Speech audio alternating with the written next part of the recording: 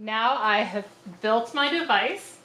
I've brought it down to my living room with me, and I have drawn a map of my living room that shows just the basics of what are in here, as well as some orange circles that represent the ceiling light in the middle of the room. I have a few other lights in this room, but I'm not going to turn them on because I want to see differences in the amount of light in different parts of the room. So now I'm going to take this map, and I'm going to take my device that I built, and I'm going to walk around the room and mark on my map a score from 1 to 5 in different places around the room based on how fast the fan that we made spins. So for 1, that means it's spinning very slowly. That means there's not a lot of light. And 5 means it's spinning faster, and there is a lot of light. Step 1 is going to be to get it where I can see it and hold everything at once. I'm using a book to balance everything. And I'll take my motor and put my propeller on it, and then I will plug in my last piece and see it start to spin.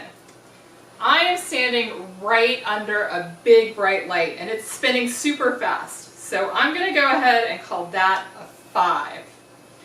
I'm going to turn this way and walk towards the wall. And now with my back blocking some of the light, the fan is moving a lot more slowly. It could be moving even slower, I think. So I'm going to say this is maybe a 3.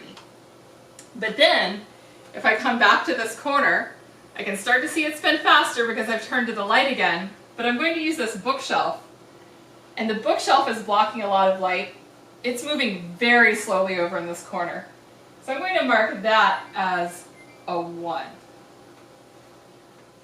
Over here, I'm a little further from the light, but I'm facing it.